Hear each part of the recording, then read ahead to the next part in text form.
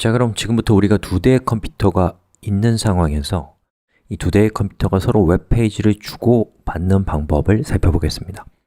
자, 한 대의 컴퓨터에는 웹서버가 설치가 되어 있고 그 컴퓨터의 특정 디스크에 index.html 파일이 있는 상황입니다.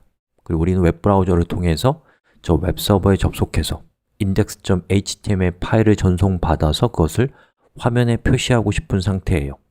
이걸 하기 위해서는 우리가 어떤 정보가 필요할까요?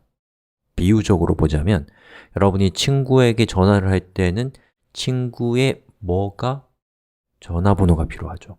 마찬가지로 웹브라우저가 웹서버에 요청을 할 때는 웹서버의 주소, 여기서는 우리 IP 어드레스가 필요합니다. IP 주소가 필요한 거죠.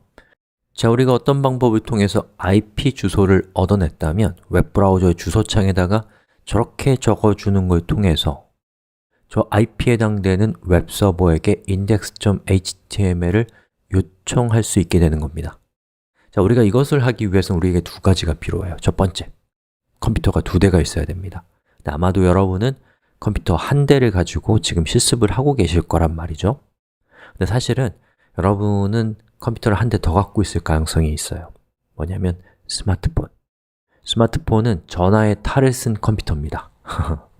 그래서 여러분이 스마트폰의 웹브라우저를 통해서 여러분의 실습용 컴퓨터에 설치된 웹서버에 접속하면 되겠죠. 자, 우리가 알아야 될 또 다른 것은 저기 있는 저 웹서버가 설치된 컴퓨터의 IP 주소를 어떻게 알아낼 수 있는가 라는 겁니다. 자, 그걸 한번 살펴보죠. 자, 윈도우에서 이렇게 생긴 아이콘 또는 여러분이 무선 인터넷이라면 이외에 부채 모양으로 생긴 아이콘 있잖아요. 그 아이콘에서 오른쪽 클릭을 해보시면 네트워크와 공유센터 열기 이런 메뉴가 있을 거예요. 저걸 눌러보시면 이렇게 생긴 화면이 뜹니다. 그리고 그 중에서 연결이라고 되어 있는 부분에 저는 이더넷이라고 되어 있는데 이게 와이파이나 이렇게 적혀 있을 수 있어요. 저 위치에 있는 걸 클릭하면 이렇게 생긴 게 뜹니다. 거기에 보면 자세히라고 하는 항목이 있는데 그 항목에 IPv4 어드레스, IPv4 주소라고 되어 있는 부분에 저는 192.168.0.13이라고 되어 있습니다. 이건 무슨 뜻이냐면 현재 제가 사용하고 있는 컴퓨터의 IP 어드레스가 192.168.0.13이다 라는 뜻이에요. 자, 저는 두 개의 웹브라우저를 켰습니다. 자, 이 웹브라우저를 보면 왼쪽은 주소가 127.0.0.1이고 오른쪽은 우리가 알아낸 IP 어드레스인 192.168.0.13입니다. 이 두 가지는 어떤 차이가 있는지를 좀 그림으로 한번 정리를 좀 해보면 이렇습니다.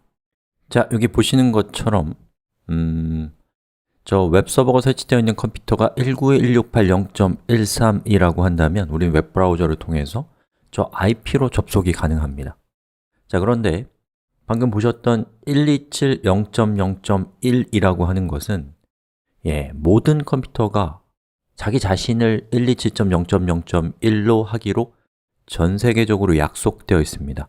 그렇기 때문에 웹브라우저에서 127.0.0.1이라고 치는 것은 꼭 자기 자신을 의미한다 라는 얘기예요.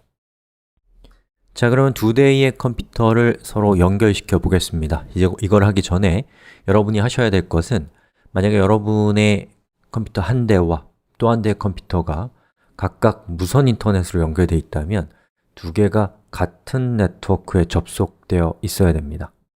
그리고 여러분의 컴퓨터가 무선이 아니라고 하더라도 그럼 이제 공유기에 아마 연결되어 있을 가능성이 큰데 그 컴퓨터가 연결된 공유기와 그 공유기에서 제공해주는 무선 공유기의 이름이 있을 거 아니에요. 그거를 이제 같은 걸로 해서 같은 공유기에 접속해야 된다는 얘기입니다. 좀 더 추상적인 얘기로는 같은 네트워크 안에 있어야 된다는 거예요. 자, 그럼 지금부터 저 서버 컴퓨터에 한번 접속을 해보겠습니다. 192.168.0.13이라는 서버의 IP를 입력하고 전송 버튼을 누르면 어떤 일이 생기나요? 자, 이렇게 신호가 갈 거고요, 그렇죠? 그리고 신호가 간 다음에 웹서버는 index.html 파일을 읽어서 그것을 웹브라우저로 전송해 주면 웹브라우저가 그것을 화면에 표시해 주는 거죠. 그러면 이런 결과가 나오게 됩니다. 자, 여기까지입니다. 아쉽게도 도메인이라든가 또 전 세계에 있는 누구나 우리 집에 있는 웹서버에 접속하게 하는 방법이라든가 이런 부분은 우리 수업의 범위를 다소 벗어납니다. 현실의 인터넷은 우리 수업의 내용 정도의 본질만으로는 동작하지 않고 여러 가지 현실의 복잡성을 해결하기 위한 다양한 복잡함들이 현실적으로는 존재하거든요. 이런 부분은 제가 후에 만들 웹 툴을 통해서 짚어드리도록 하겠습니다. 자, 이렇게 해서 정보기술의 중추라고 할 수 있는 인터넷이 동작하는 기본 원리를 우리가 살펴봤어요. 우리는 서버와 클라이언트가 무엇인지 알게 되었고 IP 주소라는 것이 무엇인지 또 어떻게 내 컴퓨터의 IP 주소를 알아내는지도 배웠습니다. 그리고 두 대의 컴퓨터가 서로 통신하는 방법을 살펴봤고 또 그 모습도 우리가 관찰해 봤습니다. 여러분은 인터넷을 지배하는 가장 기본적인 토대를 닦은 겁니다. 이제 시간과 경험이 쌓임에 따라서 인터넷에 대한 여러분의 지식은 자연스럽게 성장하기 시작할 겁니다. 여러분, 축하드려요.